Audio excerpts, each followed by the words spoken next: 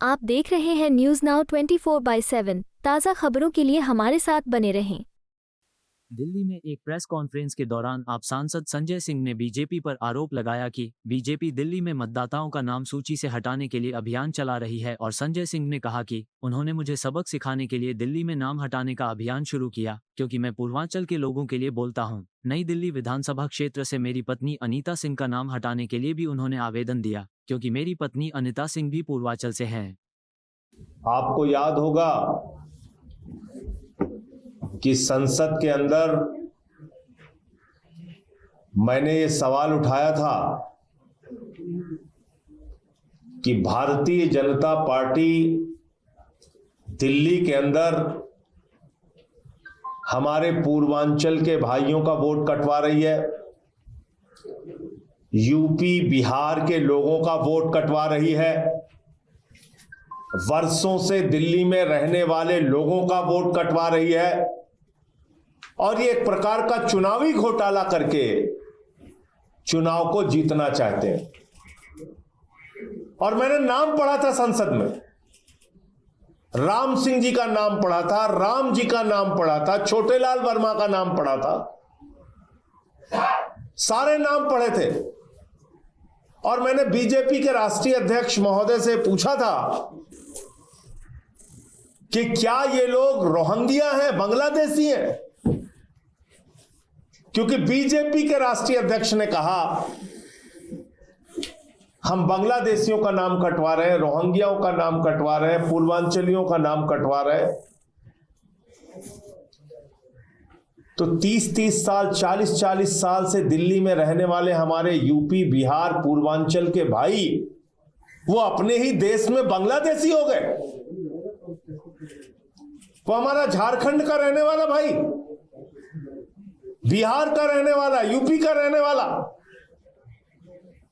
हम अपने ही देश में रोहिंग्या हो गए।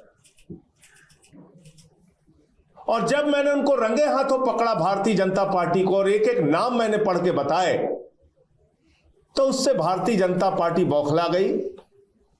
और आपने देखा होगा कि उसके बाद पूरे दिल्ली में इन्होंने एक अभियान चला दिया नाम कटवाने का। और इन्होंने कहा कि संजय सिंह को भी अब सबक सिखाना है। ये बहुत बोलता है, पूर्वांचलियों के हक में बोलता है, यूपी बिहार वालों के हक में बोलता है, इसको ही सबक सिखाओ पहले। तो उन्होंने क्या किया कि नई दिल्ली विधानसभा क्षेत्र में जहां के विधायक श्री अरविंद केजरीवाल जी हैं, वहां पर हमारी पत्नी अनीता सिंह जी का नाम कटवाने के लिए एप्लीकेशन दे दी। और एक बार नहीं दी, 2 बार दे दी, 24 दिसंबर को और 26 दिसंबर को। हमारी पत्नी अनीता सिंह जी जौनपुर की रहने वाली हैं, ये भी पूर्वांचल से हैं। मैंने पूर्वांचल का मुद्दा उठाया, यूपी बिहार के लोगों का मुद्दा उठाया। तो अब इस बात पे लग गया कि इनको ही सबक सिखाओ, इनकी पत्नी का ही वोट कटवा दो, तब इनको अकल आएगी। ऐसे मत करो बीजेपी वालों, नड्डा साहब ऐसे तो मत कीजिए। इस तरह से तो दिल्ली के अंदर चुनावी घोटाला मत करो भाजपाइयों, इस तरीके से तो चुनाव मत कराओ तुम। सबके वोट कटवा कटवा के चुनाव जीतना चाहते हो। जब अरविंद केजरीवाल जी के क्षेत्र में एक सांसद की पत्नी का जो पूर्वांचल की रहने वाली है उनका वोट आप कटवा रहे हो, तो अब यह बात पूरे दिल्ली के लिए स्पष्ट हो चुकी। मेरा दावा, मेरा कथन, मेरा मुद्दा 100% सही था कि पूर्वांचल के, यूपी के, बिहार के लोगों के वोट भारतीय जनता पार्टी कटवा रही है। आप मेरी पत्नी का ही वोट कटवाने के लिए एप्लीकेशन दे आए।